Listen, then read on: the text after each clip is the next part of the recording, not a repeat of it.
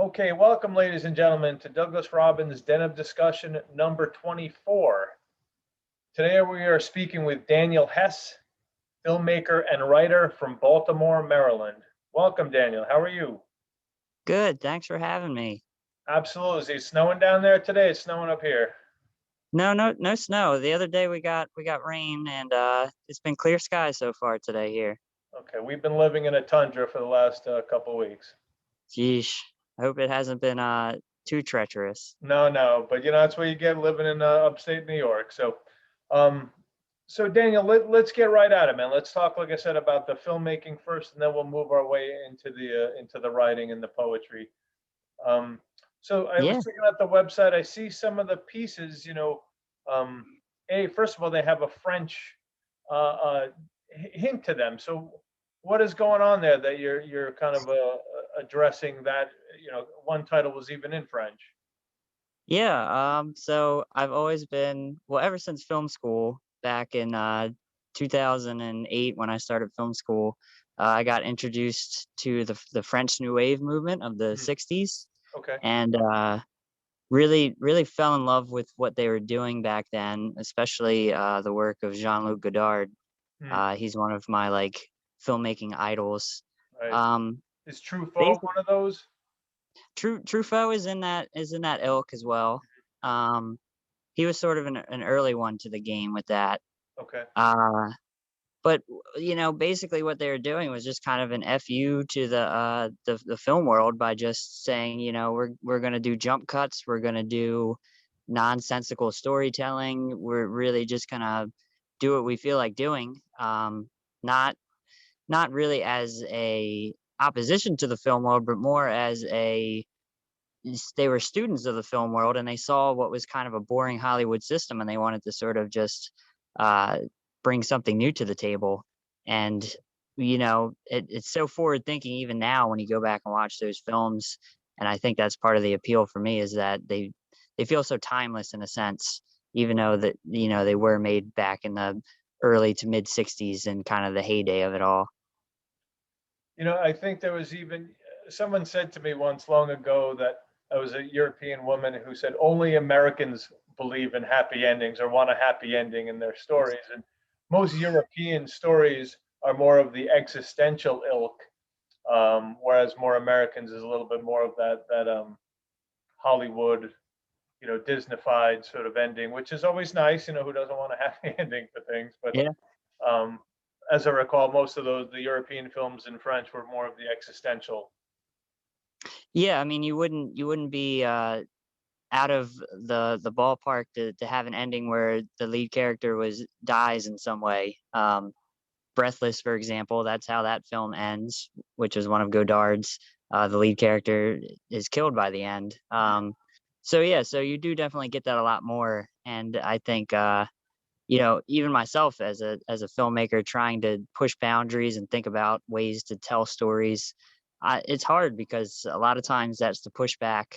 Right now I'm working on a feature film script, and that has been a lot of pushback that I've gotten from people who have read over it. Is that it's sort of a more sad film, and I think a lot of people, especially in America, that's not what they want. That's not what we go to theaters for.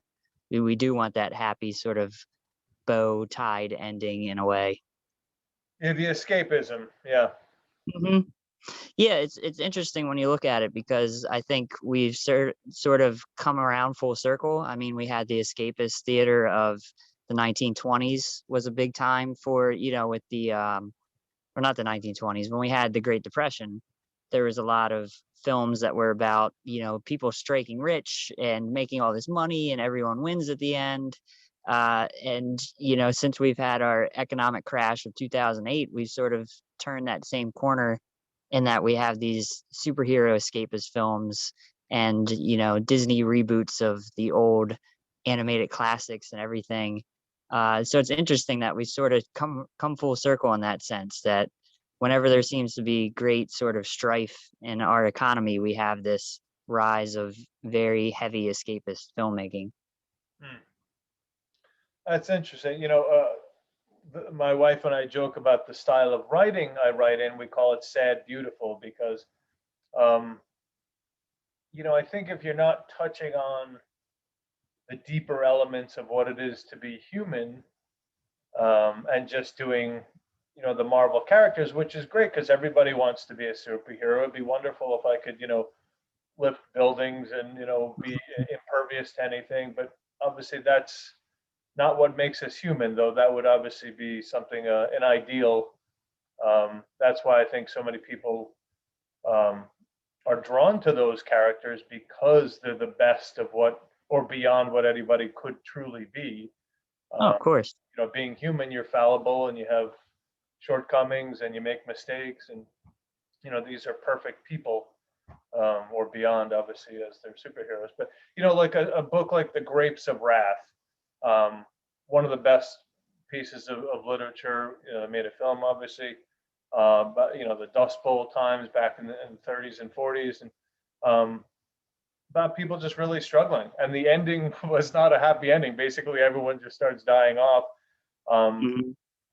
but it's super powerful. I mean, to me, that's the best of what art can do, is paint a picture that reflects back upon who we are and who we want to be. Who do we strive to be? Um, Yeah, I completely agree, and I think there's definitely a place for escapist sure, everything. I sure. think it's helpful. Um, but for me, like, one of the biggest inspirations for feeling like there's so much power and creativity is a film from the 80s called Grave of the Fireflies, which is an animated film from Japan that just recounts the story of two orphans during World War II. And the first time I watched it, I went in knowing nothing about the film. And I cried my eyes out at the end of it. It was Yeah. so sad, but it showed how powerful even the most simple kind of stories can be when told through that very grounded, uh, you know, introspective sort of lens. And I think, on the flip side, things like that are kind of just as needed, if not more so, in times for people to really look back. And, I find it a good way to like uh, challenge change in people. I know that's what it does for me is like you watch a film like that, you realize all the things that you have in this world and what you can do with them. And I think it's very inspirational in that sense. Yeah, that's the takeaway, right? And you want to walk away feeling something, as if you've gained a piece of you back. Um, Mhm.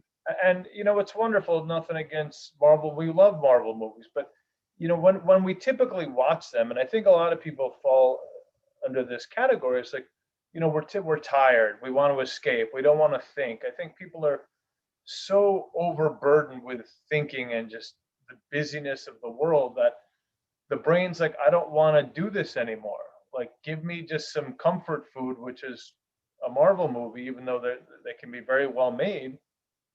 It still is sort of that comfort film, comfort food of, I don't want to think anymore. I don't want to feel anymore. I'm kind of done. And I think that's why we ask of cinema to sort of take us to this other place, give us sort of that happy ending where everyone is happy and everything is worked out, because we're tired of seeing the struggles on the news and on social media and perhaps in our own lives that isn't, maybe aren't going exactly the way we want them to go. So going and watching something that might make people feel at times, people I think shy away from that, thinking, it's just going to put me into this place again that I'm trying to get away from. Mhm. No, I agree, and I think it's I think that's what keeps those types of films always kind of more so on the fringes, more so in the indie world. Yeah, They're the films that you'll see get nominated for awards, but they're the films that not the mass audiences are the going to fewest see. people, yeah, have seen. Yeah, I mean, it'd be a crazy day to see, something like Eternal Sunshine of the Spotless Mind making $2 billion at the box office or something like that. It's just Right. not that size of film. And I think nowadays, especially these studios, it's all about ROI. You want to make a return on your investment, and Sure. you know, if you're going to have something that's going to appeal to the most mass audience and it's going to make you the biggest ROI, I get the temptation for sure, you know? Yeah, and it's curious, we'll move on in a second, but obviously you have the creative folks who are creating, writing the stories and um, the actors and actresses, et cetera. And then you have the people funding this. And often the people funding it could care, a rat's ass about the creative part. They're just saying, Mhm. okay, what kind of money can we make off of this?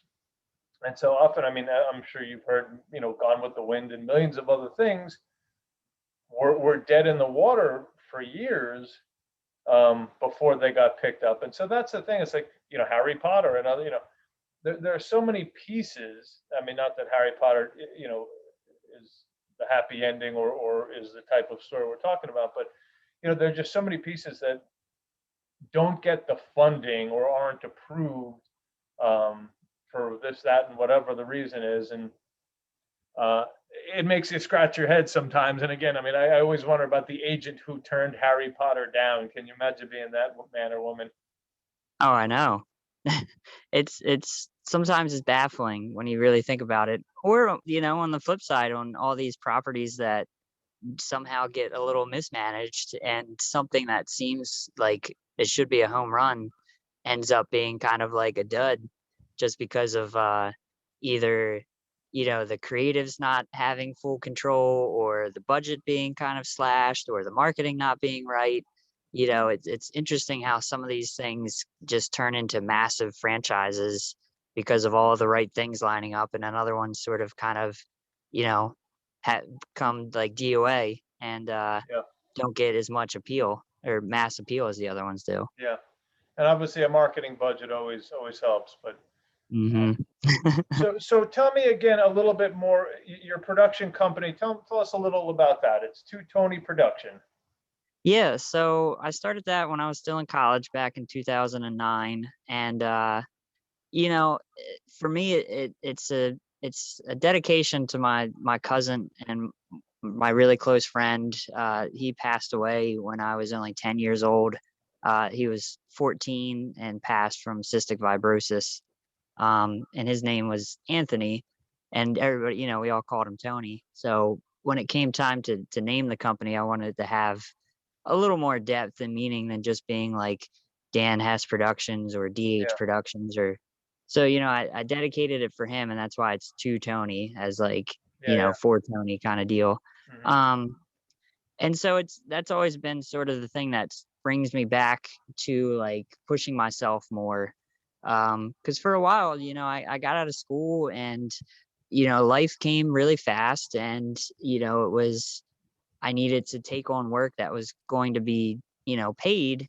And so what I sort of fell into is was doing event and like wedding videography. So for many, many years, that's what I did. I mean, you know, I was at a point where I was having 5 or 6 different crews, including myself, any given weekend filming weddings. And, you know, it became a pretty lucrative operation, but all the creativity of it was all lost. Yeah, And, so around 2018, late 2018, I sat myself down and was like, "Look, you know, I'm making money, but, like, I'm losing my weekends, I'm losing my holidays, I'm missing all this time, and I'm not being creative." So, you know, I made the hard decision to sort of walk away from the wedding industry as a company providing a service completely and refocus back on the creative side, which, you know, as anybody in the creative field, it's not the money that is really that all that great with it, but you know, it's the fact that I can get back to telling stories I want to tell. And you know, with this book I've done, I've finally gotten myself back into the writing space again. All these things that I'd been neglecting for many years. But as I said, life sort of comes and I had to answer the call. You know, I moved out, had to pay bills, had to pay for rent and everything like that. So, uh, you know, it was something I wish I didn't have to take on as much, but you know, it's made me who I am, and I don't look back on it with any sort of like regret in any big way. You know. yeah, yeah. It's easy to let the bills and the world take over and sort of snuff out that creative voice because there's so much busyness and so much responsibility and requirement. And it's easy to really just keep pushing that creative side or those stories or that part of you aside for that day-to-day search for money and paying the bills. So good for you, man, that you kind of held on tightly enough to get back to it. Yeah, I mean, it's even now it's tough. I mean, I've basically got myself in a good spot where I freelance with a couple different companies, and that's the stuff that pays the bills, and it gives me kind of the freedom to then pursue the creative stuff. Yeah, Because if I was just doing the creative side of things, the bills, at least in this juncture in my life, would not be able to be paid and all that good stuff. But yeah, you do what you do, and you keep pushing, and I've met many people, writers included, filmmakers included, that, all they do is the creative stuff all day, and they support a whole family off of that. And that's sort of always been my goal and my dream, not, yeah, never to be like this millionaire or anything like that. I don't think that's why any of us do it. But just to be sufficient in that I can have a family if I want, and, be secure enough to know that, like, I can support that. yep, yep. Yeah, it is a balancing act for sure. Mm-hmm. All right, man. So let's move on to the writing, if that's all right. Yeah, sure. So Daniel just came out with a poetry book called "Just a Boy Blaming Himself." Now, what I like, we'll get into the title in a second. And I had started writing poetry long ago when I was first writing, and it was sort of just the most direct way to say what I was thinking, feeling, an observation I had, maybe some Mhm. philosophy that had, kind of entered my mind. Um, and then, but the thing with poetry, and I think the idea of it is nice. You go write about a field of wildflowers or something, some beautiful, lovely image. But you know, Mhm. poetry in some ways has gotten, and I could be totally wrong. I don't know that much about the field of poetry, but it seems like it's sort of dominated by more of the academic. Well, you have to know this and that rule of poetry, and you read it, and it's this flowery stuff that you go, "What is this guy even talking about?" Um, so what I like about what you're trying to do is really get at the root of choices you've made, experiences you've had, without any real flowery language. Um, and I mean that in a good a good way. Um, No, I appreciate and it. just trying to get at the root of what it is to be a human and developing and going through life. Yeah, so I mean, what really stuck with me, when I was in college, I took a creative writing class, and even in high school, I had taken creative writing classes, and I wish I could remember the poet that had written about it, but there was this poem that I had read in that class, and it was literally a poem about this girl who was describing the first time she ever had sex in the back of a Volkswagen bus, when she was a teenager. Mhm. And it really opened my mind to the thought of, like, wow, it doesn't have to be that what you're describing. It doesn't have to be flowery. It doesn't have to be, you know, highfalutin in any way. It can just be something that you're describing. Yeah, And like I said, I wish I could remember it, but it stuck with me so much. And that's sort of what inspired me years ago, and inspired me again more recently to just, to just write what I was experiencing, write what I was feeling, and sort of just get it down on a page. And, around the time I was like 24, 25, I just started doing that. Every time I'd have a vision of something, I'd pull out the notepad app on my phone here and just write down some lines. And if it stuck, I'd save it. And if I felt like I didn't really like it, then I wouldn't. But that's sort of where this collection has sort of come from, is just, yeah, having an experience and then writing about it when I get that inspiration. yep, yep, yep. Um, so tell me about the title, because it seems like you're going through these experiences, and then it's a boy blaming himself. It seems like there's a lot of struggle between what you've done and what you feel like maybe you should have done something different, or blaming yourself, I guess. Yeah, so, I think for me, there's always been kind of an eternal internal conflict that I've sort of gone through throughout my life of just, on one side, feeling like I've had to make certain decisions, but then on the other side, feeling like, are those the right decisions in life? And, in my relationships, especially, there's a lot of things that I look back on and I wish I would have been better in some ways. I wish things wouldn't have played out the way they had. And a lot of those feelings of just not only, you know, some regret, but also just, a lot of like isolation, like Yeah. a lot of my adult years have been spent, isolated. Like I live alone. I've had, I had my long relationship in high school that was about a 7-year long relationship, but then there was a gap of about 3 or 4 years there where I was, just doing everything solo. Then I had another relationship that was about a year and a half. And then since then, again, it's been, on my own. And, I'm more of an introverted kind of person. So, my version of like going out is like going to the movies, at least like before the COVID stuff.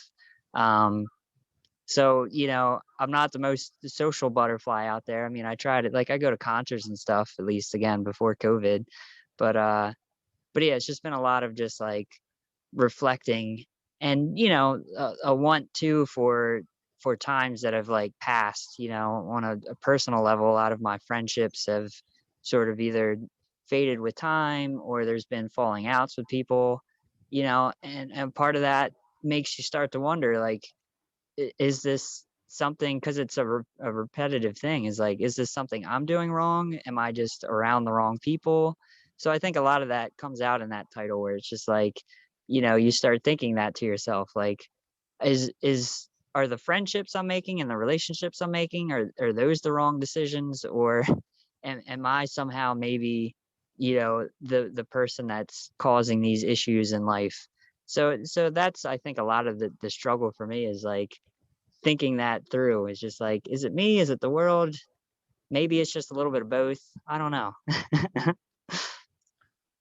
It's probably usually a little bit of both, right? Um, One, you know, yeah, I'd like to hope. we repeat ourselves until we learn what we need to learn. But um, I've had people say to me, "Oh, I'm sorry, such and such ended." It's like, well, what do you mean? Everything isn't supposed to last forever. Hmm. You learn from whatever that gets you ready for the next situation. But to get back to isolation, I've known that well, and I've written about it, quite a bit. I used to live in New York City, and it doesn't matter how many people are around you, you could still be as lonely as nobody being around you. And it's Hmm. part of the thoughts, the emotions, the way we're acting and what we're pursuing or not. And for years I didn't know how to ask. I'd written a novel, and I didn't know how to ask or connect to anybody. And so it sort of died on the vine because I just didn't know how to bridge that gap.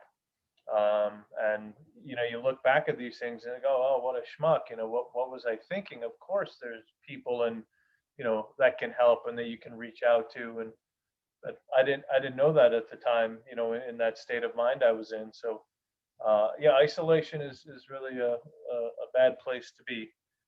um, Yeah, it's tough. it weighs on you, and that's the thing. It really weighs on you, and it's often the thoughts and just keeping us separated from others. um, when sometimes you go have a drink with a buddy, and it's like, oh my goodness, you have some laughs and everything kind of falls away.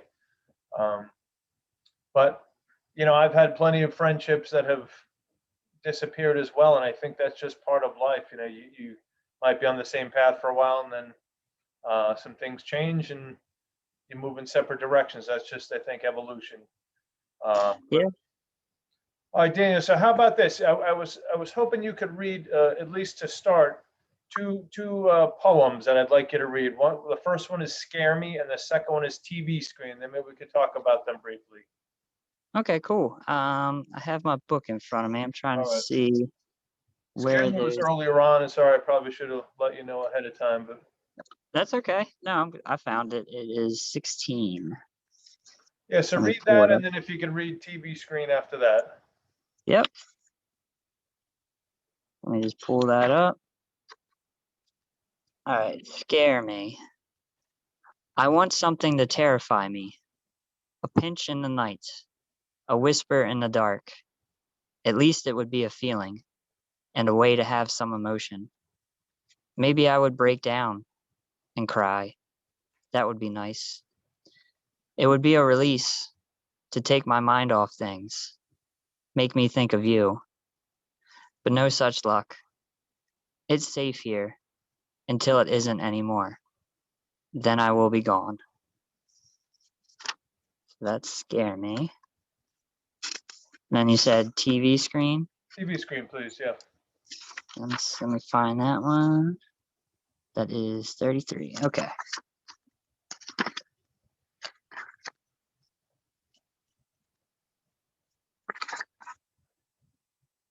TV screen.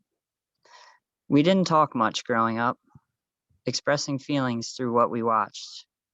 Each show could be a portal to our soul, the language of our hearts on a flickering screen. Instead of a hug, I saw it right there, reaching out to me. I knew my parents cared, but the physical side didn't come. It was a comfort, though, losing myself in each new story, making it all seem possible, making it all seem probable. I missed that warm glow, soothing me to sleep. So in both of these, it's sort of that similar topic of longing, of isolation, of wanting to connect, Hmm. is what I got out of those. And I think as a writer, that's often the case. Maybe we felt like we weren't seen as children or whatever, or want to be seen, want this interior world to be brought forth. But I think when we have that, it really taps into um, this place of longing, and not so much to be in the cliques or something like that, but to say like I exist. This is who I am. This is how I see. Yeah, I mean, for me, it's always interesting, going over friends' houses or, in my past relationships, when you'd be around other people's families, it would be almost foreign to me that, you'd see like uh, a hug and a kiss and things like that. Because, for me growing up, I mean, I knew my parents loved me, of course, and, my parents stayed together. There wasn't any divorce stuff or anything like that. But, just the outward sort of touch and the kiss and the hugs and all that, just they didn't really happen that much. So, you know, growing up, it was always interesting. Like I'm saying, it's just interesting to see that you'd see these families that were like that, and even on TV too. It'd just be like, it just seemed different, which is just, it was always an interesting thing as I look back on it. Like, Yeah, huh, because that wasn't really that. There wasn't that much of that going on in the household growing up. It was just kind of a foreign thing. yeah. And I would kind of piggyback on the TV screen. I mean, I think a lot of people still feel isolated. Um, and I think that's why social media is so prominent, is because we're always looking for that connection, something Hmm. about ourselves that reflects back to us, that makes us feel like, oh, okay, I'm connected to this person or to this thing. Ultimately, we're looking for ourselves in almost anything we do. Um, but anyway, so let's move on. Two more pieces, and then we'll wrap it up after that. Um, Cool. would you mind reading Heroes and then Anxiety? Okay. So that is 89.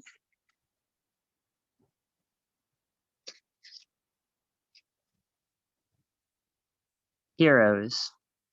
All my heroes are dead. Well, the ones that made a difference anyway. Because they aren't heroes until they die. That's when I need them the most. Maybe it is just guilt because I didn't give them enough of my time when they were here, or tell them how much they mattered. If they are just energy now returned to the earth, will they ever know? What if the last thought before they died was, I wish you spent more time with me? Then my hero saw me as nothing more than a disappointment. And then anxiety. Anxiety. You smoke for anxiety. Anxiety because you smoke. The world is full of hardships, and this is how you cope. Just push a little harder. Maybe you will see an end to the struggles, a fading of anxiety. Nice, man. Yeah, right. It creates anxiety, and then you smoke, and you have anxiety because you Yeah, smoke. exactly. I always thought that that was an interesting symbol for that sort of like cycle that you can fall into, where it's just like you're trying to do something and then you're not doing it correctly and then you're just beating yourself up about it. So it's just for me it became the smoking part became kind of a perfect symbol for that sort of thought. Yeah, and it's the same thing with drinking or drugs. You do it to get away from whatever. You maybe just to escape, but you get away from whatever is paining you or ailing you, or plaguing you, and it brings you to a nice place for a while, and then usually the next day you're in a darker place. Yep. No, I've been there, not a lot of times, but I've definitely been there before with things where it's just like that's you're feeling good in the moment, but then yeah, the next day is always the worst. And I also find is with writing, you break the continuity, or with anything creative, because you're changing your mindset, so you're no longer in that same um, state. You keep switching it. So I always felt it was breaking the continuity. Yeah, I mean, definitely, because you're sort of like calling yourself on certain things. And I think that's for me been very helpful with this whole experience of like writing these poems is, I'm writing about what you're feeling in the moment, but then you're also trying to, remind yourself of how you can sort of be better and sort of get out of those mindsets too. Yeah, definitely a cathartic experience writing and writing poetry and writing, directly of what just happened, or something that's weighing on you. Hmm. All right, well, Daniel, it's been very nice speaking with you. And you can get Daniel Hess's book, Just a Boy Blaming Himself. You can get it on Amazon. And Yep. also you can check out his website, Totonyproduction. Got all sorts of videos in there and some music videos even. Um, anything you'd like to close it up with, Daniel?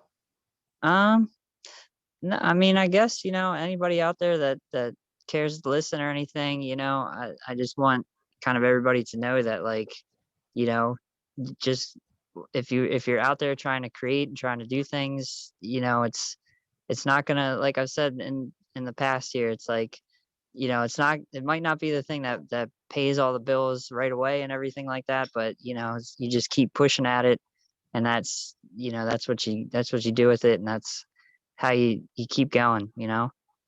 It's a strange thing, but the thing we have to fight for the most in many ways is to be ourselves. Yeah, that's very true. And the hardest thing sometimes is, when you are trying to make it financially make sense is convincing other people to sort of invest in yourself, you Yep. know. Unfortunately, it's kind of one of the hardest things because what you can do and what you can are capable of, but it's the act of or the art of convincing others that you're worth that time and investment. And I think that's where a lot of people kind of slip up.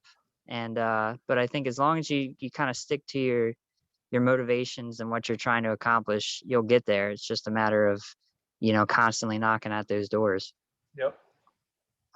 Yep. I agree 100%. And holding on and fighting for what matters. Yep. Hmm. For All right, sure. Daniel, well, you have a great day. All right. All right. Thank you so much. You too. I appreciate it again. You be well now. All right. You too. Bye bye. Bye.